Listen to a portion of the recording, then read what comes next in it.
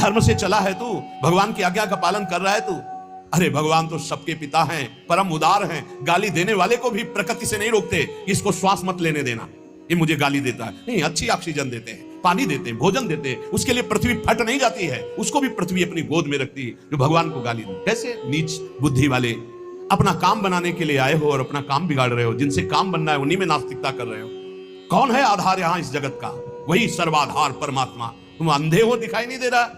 ये सूर्य किसके बल से तेजवान है, ये वायु किसके बल से चलती है, किसके बल से पृथ्वी, आप देखो किसके आदेश से हो रहा है। एक जरा सा झटका आता है, प्रांत का प्रांत चकनाचूर हो जाते हैं। वो सामर्थ्यशाली भगवान है। तुम्हारे कुछ कहने से होगा, चींटी की तरह पिस जाओगे। उसकी शक्तियां अनंत है। होश में अगर जीवन को मंगलमय सार्थक बनाना है तो एकमात्र भगवान की शरण है। और अगर कुछ भी और करोगे तो अपने को बर्बाद करोगे, सिर्फ बर्बाद करोगे, सिर्फ विनाश करोगे अपना, और कुछ मंगल नहीं कर सकते। भगवान का आश्रय ले लो, वो बहुत करुणामय है। ये जो पुरुष चारों वर्ण या चारों आश्रम में है, यदि भजन नहीं करते तो इस बात का दंड मिलेगा कि मानव देह तुम्हें मिला है भगवत प्राप्ति के लिए। देखो, बोले भला पिता अपना बालक का अहित चाहता है? हाँ चाहता है। एक पिता के पुत्र ने किसी नाबालिग का बलात्कार करके उसको मार डाला। उससे वो समाचार वाला पूछता है कि आप अपने ऐसे पुत्र के लिए क्या बोलेंगे? तो बोले यही बोलूंगा कि जल्दी से गिरफ्तार किया जाए और उसको फांसी की सजा दी जाए। मेरे बालक ने ऐसा अपवित्र कार्य किया, मैं कभी देखना नहीं चाहूंगा कि वो मेरे सामने आवे, उसको जल्दी से जल्दी पकड़ा जाए और ये जब एक साधारण पिता ऐसा बोल सकता है तो असाधारण पिता जो धर्म के विरुद्ध चलेगा, तिनकर काल रूप में भ्राता, वो भगवान साक्षात धर्म स्वरूप है। कोई धर्मात्मा पिता नहीं चाहेगा कि उसका पिता अपवित्र कार्य करे और उसे गले से लगाए। फिर भी मेरे भगवान कह रहे हैं, अहम तो हम स्वरूपापेभ्यो मोक्षयिष्यामि मा शुचा अपि चेत सुदुराचारो भजते माम अनन्य भाग। महादुराचारी भी हो तो आ जाए कह के कि प्रभु मैं आपका हूं, आपके सिवा कोई मुझे नहीं बचा सकता, तो मैं तुम्हें साधु सम्मंतव्य सम्यक व्यवसिता हिस्सा, मैं तुम्हें साधु बनाऊं। फिर भी भगवान को कैसे शब्दों से बोलते, कोई भगवान नहीं। मनमानी आचरण करो, पता चल जाएगा भगवान है कि नहीं, अंतिम समय तक तो पता चल जाए। एक डॉक्टर बोले थे हमसे, जब गंगा किनारे भ्रमण करते थे, बहुत अमेरिका से पढ़ के आए थे, मार विज्ञान छांटते चले जाए, कौन भगवान, कैसा भगवान, क्या। अब गंगा किनारे तो एक अलग रहनी थी, उदासीन ना बोलना किसी से। उनसे कहा नहीं, ऐसा अपमान मत करो, भगवान अब कैसे हम तुम्हें छाती चीर के दिखावें कि हैं हम ऐसे जी रहे हैं, ये साधु महात्मा ऐसे जी रहे हैं, केवल हवा में जी रहे हैं। नर्क स्वर्ग की चाल है, लेकिन छाती से कहता हूं, हृदय से कहता हूं, त्रुटि हमारी, करुणा उनकी।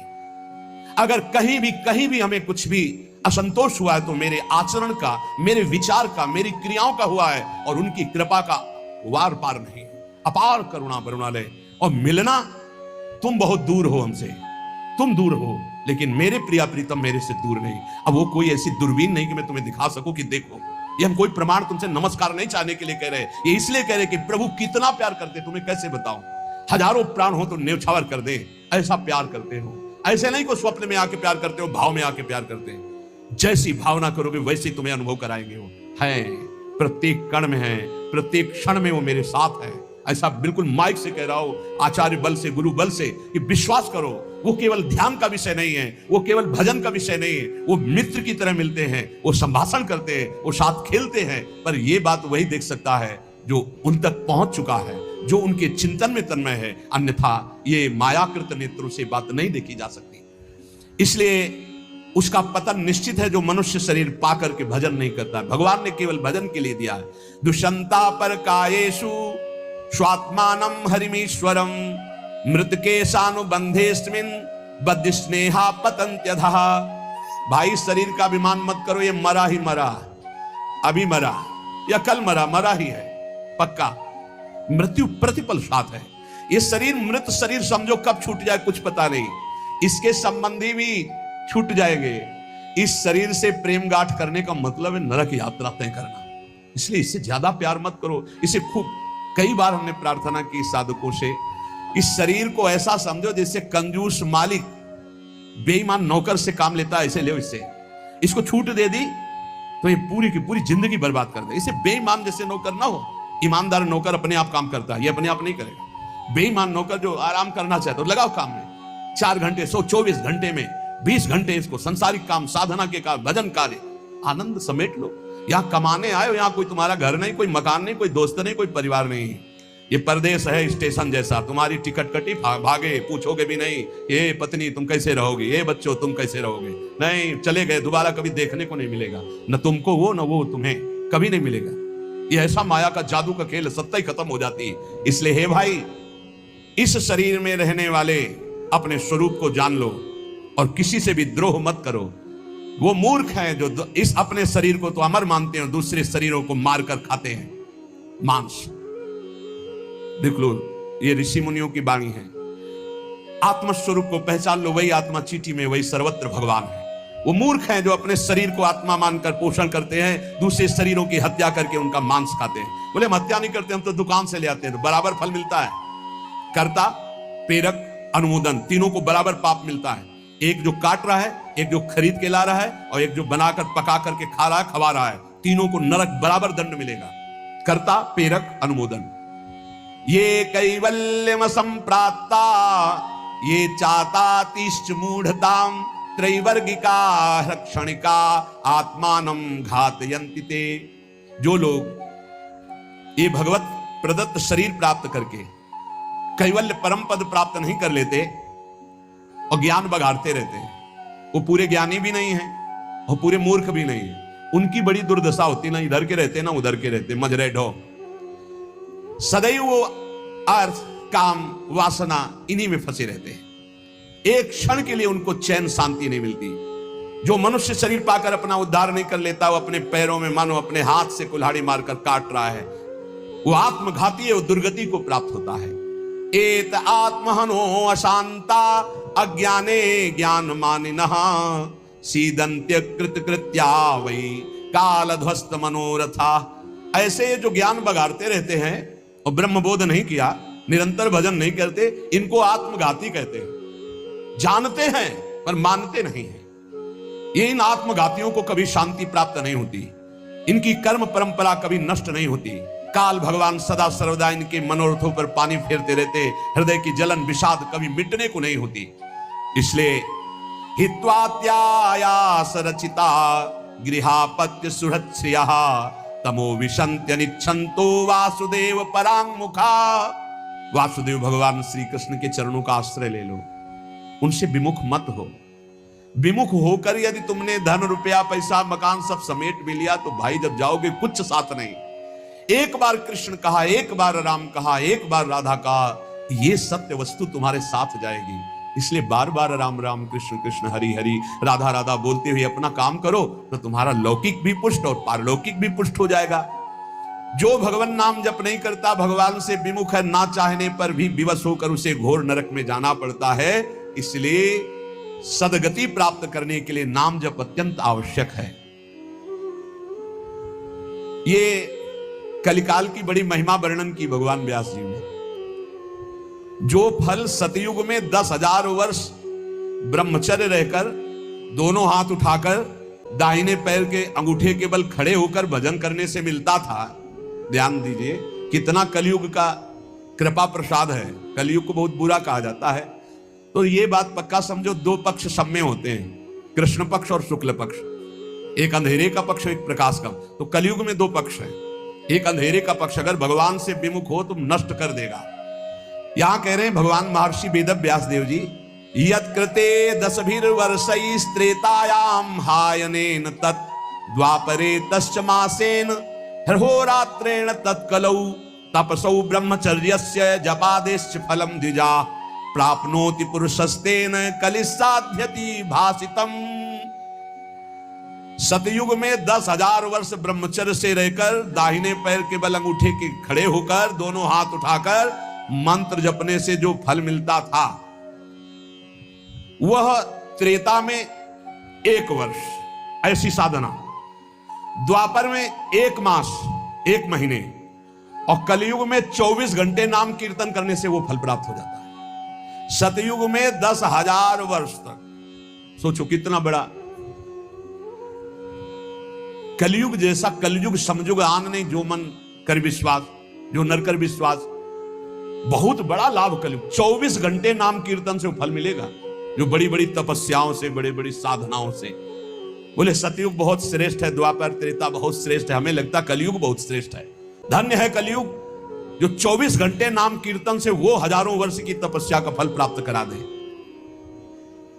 भगवान व्यासदेव जी कहते हैं मैं कलयुग की पूजा करता हूं, मैं उसे सर्वश्रेष्ठ कहा कि सतयुग में ध्यान, त्रेता में यज्ञ, द्वापर में देवार्चन, ध्यायन कृते यजन यज्ञ त्रेतायाम द्वापरेर्चयन यदाप्नोति तदाप्नोति कलौ संकीर्त केशवम। जो सतयुग में ध्यान से, त्रेता में यज्ञ से, द्वापर में पूजा करने से मिलता था, कलयुग में केवल नाम कीर्तन से फल मिल जाता है। इसीलिए नाम संकीर्तनम यस्य सर्व पाप प्रणाशनम। कलयुग में सबसे बड़ी साधना नाम जप करो, नाम कीर्तन करो, लीला चरित्र गाओ, लीला चरित्र सुनो। जो इस कलयुग में अपना कल्याण नहीं कर पाया तो फिर और युग में कल्याण करना बड़ा कठिन। अंगूठे के बल खड़े होके देखो, कई मिनट खड़े रहोगे। ऐसे उपमन्यु आदि बड़े बड़े महात्माओं के चरित्र आते हैं, हजार हजार वर्ष, 10-10 हजार वर्ष ऐसे। अरे यही सौभरी ऋषि यमुना में डुबकी लगा के भजन करके देखो, कई मिनट करोगे। जल को स्तंभित कर दिया और समाधिस्थ हो। ऐसे ऐसे महात्मा, अपने लोग महात्मा कहते हैं अपने को। डुबकी लगा के 2 मिनट नहीं रुक सकते नीचे, वो समाधिस्थ है। मछली को देख के 50 ब्याह करते हो, तुम मोबाइल में देख के क्या करोगे, तुम्हारे हो क्या होगा। इसीलिए बहुत होश में, कलयुग में बहुत महानता है भगवत प्राप्ति की, बहुत सुविधा है भगवत प्राप्ति की, होश में हो जाओ तो। पर ये होश रहने नहीं देता। ये किसके होश उड़ाता है, इसका प्रवेश कहां है, बता चुके कई बार। मदिरा पान करने वाला, मांस खाने वाला, पराई स्त्री से व्यभिचार करने वाला और स्वर्ण चोरी करने वाला, जुआ खेलने वाला, छल, झूठ, कपट, रजोगुण, ये सब इसके स्थान है। नाम जप करो, पवित्र भगवत प्रसाद पाओ। कहां कलयुग है, आनंद ही आनंद। बोलो यहां कितनी देर कलयुग लगा तुम्हारे ऊपर, आनंद ही आनंद है। कलयुग समझुग आन नहीं, जो नर कर विश्वास, गाय राम गुण गण विमल, भौबिन तरई प्रयास। कितना बड़े कलयुग, केवल नाम आधारा, कोई बात और हो ना हो, राधा राधा राधा, पार हो गए। सुखस्यांतरम दुखम, दुखस्यांतरम सुखम, पर्यायेणोपसर्पन्ते नरम नेमि मरा इव। भाई जैसे रात के बाद दिन आता है, दिन के बाद रात आती है, ऐसे तुम सुख में हो तो दुख आने वाला है, तैयार हो जाओ। और दुख में हो तो सुख आने वाला है। सुखम श्यांतरम दुखम, दुखश्यांतरम सुखम, भगवान व्यासदेव जी कह रहे हैं। ये पक्का तुम्हारे पूरे जीवन क्रम लगा रहेगा, क्योंकि तुम्हारा प्रारब्ध रच चुका है। सुख के बाद दुख, दुख के बाद सुख, ऐसा चलेगा। ये चक्र की तरह चलता रहता है। इसलिए तुम सुख में भूलो नहीं और दुख में प्रभु को भूलो नहीं। नाम जप निरंतर करो तो सुख दुख से परे हो जाओगे। जातस्य नियतो मृत्यु पतनम च तथोन्नतेः, विप्रयोगावसानस्तु संयोगा संचयः क्षयः, विज्ञायना बुधा शोकम न हर्षमुपयान्ति ये, तेषामेवेतरे चेष्टाम शिक्षन्ता सन्ति तादृशा। हे भाई मेरी बात सत्य मान लीजिए। जातस्य नियतो मृत्यु, तुम्हारा शरीर जन्म लिया है ना, मरेगा पक्का। कल एकांतिक में एक भाई से पूछा, प्रश्न कर रहे थे, भाई तुम्हें कभी आता है कि मरोगे? बोले नहीं। हमारा सत्संग सुनना रोज मिलेगा ये आपको। सत्संग में एक बार तो रोज आएगा कि तुम मरोगे, नहीं आएगा? रोज आता है। आपका तो अभ्यास बन गया होगा सुनने का कि मरने वाली बात तो रोज आती है। यही हमको संभालेगी, क्योंकि जाना है। जो संभलते नहीं हैं वो लड़खड़ा के गिर जाते हैं। रोज संभलना है, मरना है। जातस्य नियतो मृत्यु पतनम च तथोन्नतिः। अगर शरीर जन्मा है तो मरेगा आज, नहीं तो कल तैयार हो जाओ। जाना है, जाना है। कब जाना है पता नहीं है। फांसी वाले को तो समय बता दिया जाता है कि कल 12 बजे होगी, अपने को अपना ये भी समय नहीं पता है, पता नहीं कब जाना है। उसे पता हो जाए तो अच्छा रहता है। सब डर जाते कि इतना रह गए। बर्थडे कोई तो मनाता नहीं, शोक डे जरूर मनाता, लेकिन अब पता नहीं इसलिए बर्थडे मना रहे हैं। वैसे तो नहीं मनाना है, नहीं मनाना है। मनाना है गुरु प्रदत्त जन्मदिन। जिस दिन से दीक्षा हुई वही दिन हमारा सार्थक है। और यदि मनाना है तो नाम कीर्तन करके मनाना है। बर्थडे कैसे मनाया जाता है जानते हो? प्रिया प्रीतम को विराजमान करो, श्रृंगार करो, ब्याहुला करो और रात भर कीर्तन करो और खूब सबको पकवान पवाओ, जय जयकार लगाओ। हम कह रहे रोज बर्थडे मनाओ, बहुत बढ़िया है भैया। इस तरह का बर्थडे, इस तरह का बर्थडे। खोल रहे हैं शराब, गंदी गंदी सब खान पान और नाच रहे हैं, और ये कोई बर्थडे? समय नष्ट कर रहे हैं। कितना कीमती, राधा राधा राधा, कितना कीमती समय आप कैसे नष्ट करें? बहुत लोभ लगता है। इतना कीमती, एक श्वास खरीद नहीं सकते 50 वर्ष की कमाई में। 50 वर्ष की कमाई की जो श्वासें तुमने व्यर्थ की, सब श्वासों के द्वारा जो आपने धन एकत्रित किया, एक श्वास नहीं खरीद सकते। ऐसा कीमती श्वास राधा राधा। कह रहे हैं नित्य ये ध्यान रखो कि शरीर जन्मा है तो मरेगा। कुछ अच्छा नहीं लगेगा ये बात ध्यान रखने पर, नहीं लगता अच्छा, कुछ अच्छा नहीं लगता। बस यही लगता है कि एकांत हो जाए, कितना भजन कर ले, बस यही सार्थक है जीवन की सार्थकता। नाम जब कर लो, मरना है यार, कोई साथ नहीं जाने वाला। और आपको अनुभव की बात बता रहे हैं, सब अपने लिए तुमसे प्यार करते हैं, तुम्हारे लिए कोई प्यार नहीं करते। किसी ने हमसे कहा कि आपको तो बहुत लोग प्यार करते हैं। हम कहा आपकी नजर में, हमारी नजर में नहीं। वो कहा क्यों, आपको ऐसा क्यों नहीं लगता? हम कहा हमें इसलिए नहीं लगता कि सब अपने लिए हमें प्यार करते हैं। हमारे लिए तो प्रिया जो प्यार करती है, सिर्फ प्रिया जो, वो हमारे लिए प्यार करती है। सब अपने लिए, हमारे लिए नहीं। हमारे लिए तो प्यार करते तो पहले भी प्यार होता ना, नहीं हुआ। हमारे लिए तो प्रिया जो पहले भी प्यार करती थी, अब भी प्यार करती है, और वो करती ही रहेंगी क्योंकि उनका स्वभाव है ऐसा।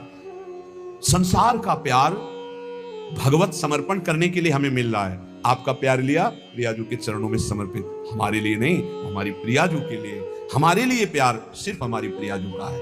आप प्यार करते हैं प्रियाजू के लिए, आप प्यार करते हैं, उस प्यार को प्रियाजू के चरणों में हम चढ़ाते हैं। वो प्यार मेरे लिए नहीं, वो प्रियाजू के लिए, जिससे आपको प्रियाजू कृपा करके प्यार करें, आपका दुख नाश करके परम सुख प्रदान करें।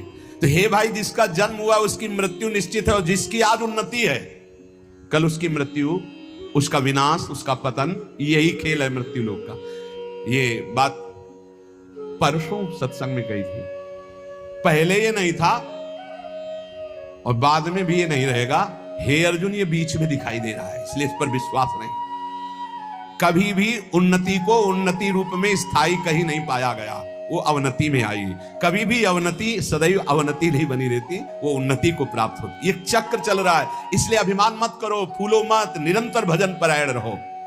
मोहाद अधर्मः या कृत्वा पुनः समनुत्तप्यते मना समाधि संयुक्तो नशा सेवते दुष्कृतम।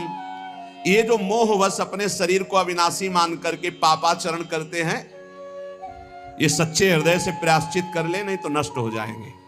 हर पाप बम की तरह जमा हो रहा है, तुम्हारा जब फूटेगा ना बिल्कुल नष्ट कर देगा, किसी काम का नहीं रखेगा। जो जो तुम जान रहे हो कि पाप हो रहे हैं, इनका फटाफट प्रायश्चित कर लो, पाठ के द्वारा, भजन के द्वारा।